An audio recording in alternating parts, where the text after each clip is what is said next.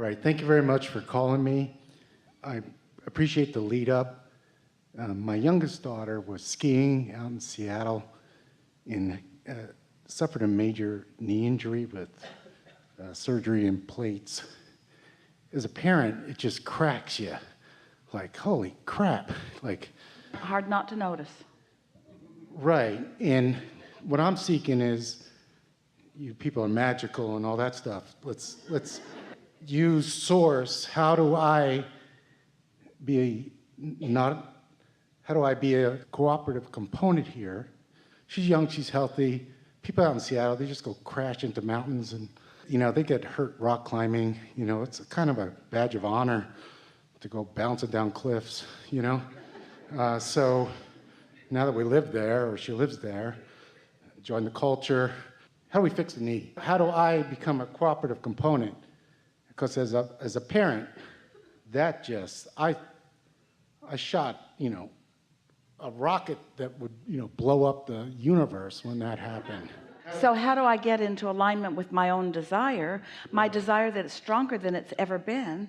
So her contrasting experience not only puts something in her vortex, but my relationship to her contrasting experience puts something in my vortex too. So my desire for her well-being is stronger than it's ever been, and I have specific desire for a specific healing of her. Did you hear us earlier when we said that if this time-space reality has the wherewithal to give you a desire, the same time-space reality can deliver the goods? So you acknowledge that your desire is greater than it has ever been, but you also, this is such a wonderful conversation, because you also acknowledge that while your desire is heightened, so is your fear and worry. In other words, the strong knowing what you don't want caused a stronger than ever knowing what you do want, but now both ends of that stick are pretty active. So your question is, how do I lean toward the wellness rather than toward the injury? And well, my question is, let's have her knee healthy or superhuman, go better with the steel or whatever, but that's my question, okay? That isn't your question. You think it's your question, but we're going to explain this to you so you can see the whole thing. So of course, this happened to her and you want healing for her.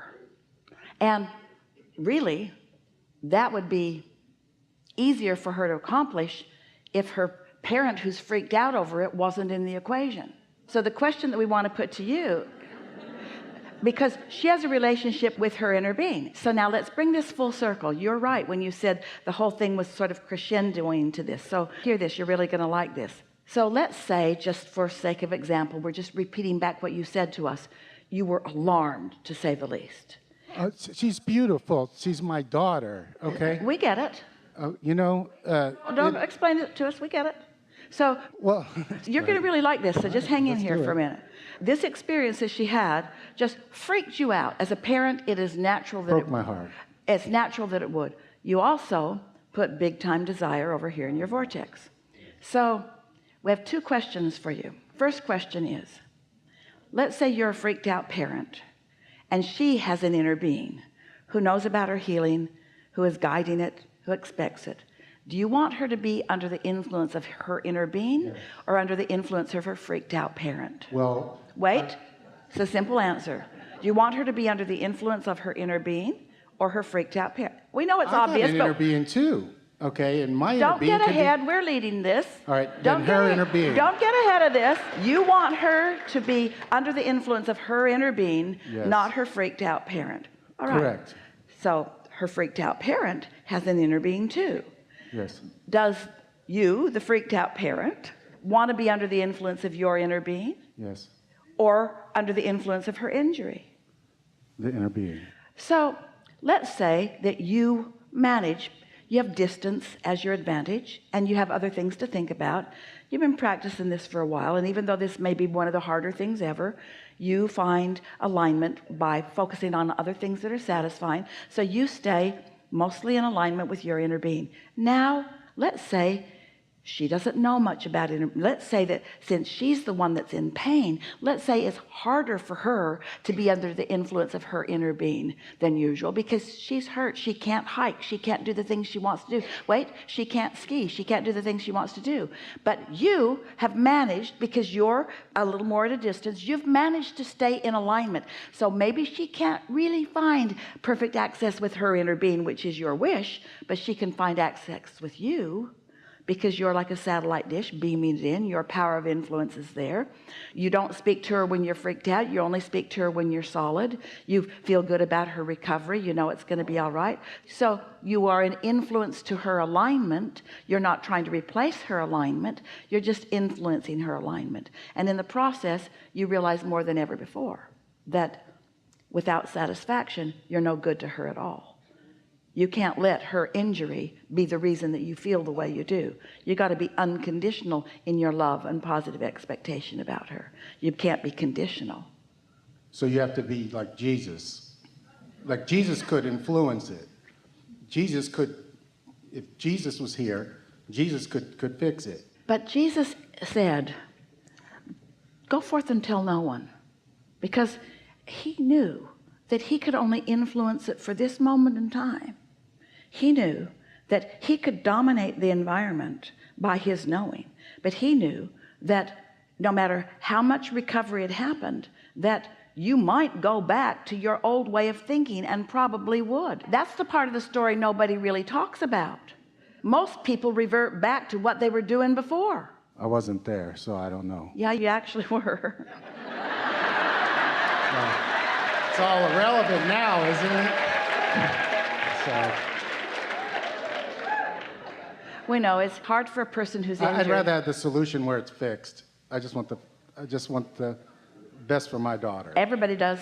You know, I don't care whether it's Jesus or whoever. You know, step up, like whoever it is. I don't care. Well, we got to tell you, Source has stepped up all the time. Source is on it every moment of every day. But Source, with all of his stepped upness, cannot penetrate your resistance or anyone else's. If that were the case, there would never be illness. There would never be anything that would ever be hurtful to anyone, because Source knows what you want and is flowing that and only that and only that. Well, I but wanna there's be another with you, step to the focused on equation. that. Source is doing step 2. That's as stepped up as it gets. Source is stepping up.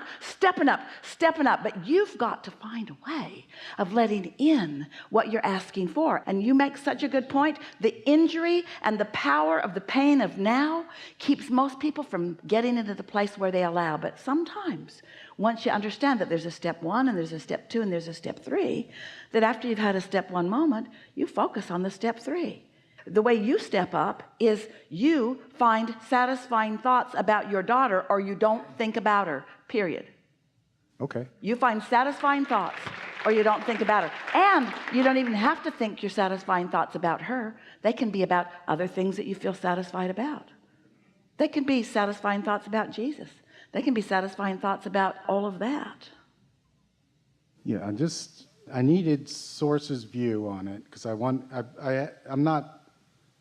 We know. I'm cool. I We just need your answer. We know. So that I can try to use that. You know, said one of the most important things that's ever been said in this forum or this platform. You said, I want Source to step up.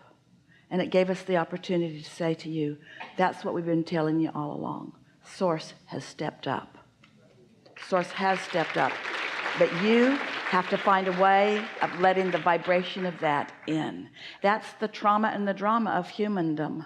It's for real, man. Is that through the contrast, you create the improvement and the evolution. But the now reality is too emphatic in your life. And what's on your mind more than recovery is the injury.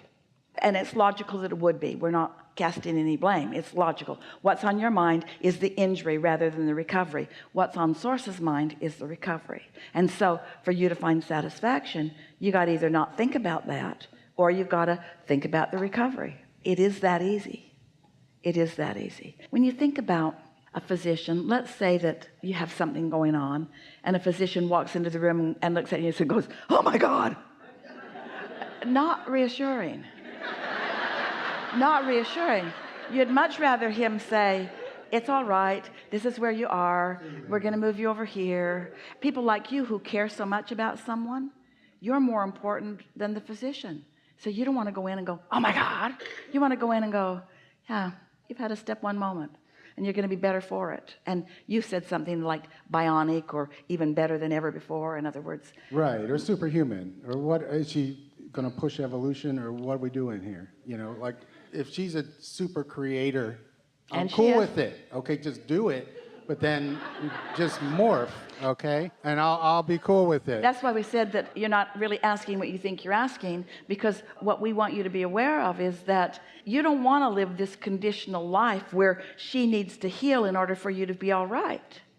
You want to live this aligned life where you're willing and able to allow her to have the experience that she has, and that you can feel satisfaction in what she chooses. And of course, we're not asking you to choose that she be crippled. We're not asking you to choose anything that she wouldn't choose, because we know what she put in her vortex too, and we fully expect that what's in her vortex as a result of that will be what she gets. We just want her to have a comfortable unfolding to that, and most of all, since you're right here, we want you to have a comfortable unfolding with that.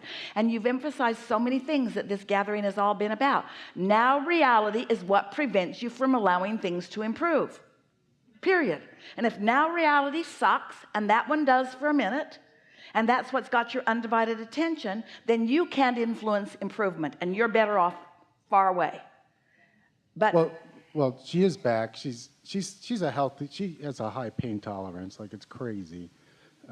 She's just. we're not encouraging that. We are encouraging such a sensitivity that you want satisfaction in every moment, because high pain tolerance is what allows people to think sucky thoughts and not notice. I don't know.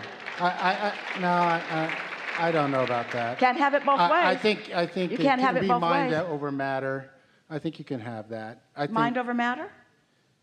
Yeah, I think you can have Well, that. that's source stepping up. That's mind over matter. I That's don't know how source to say stepping it. up. Some people can be overly sensitive too. Okay, and she's very cool. Like, I would be writhing in pain, but she's just like, it doesn't feel it. It's just Well, our weird. strong encouragement to you is that you You just know. stay away from her for a while.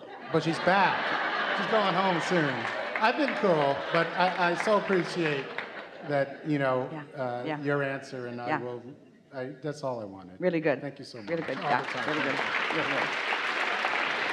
Great conversation. Yeah.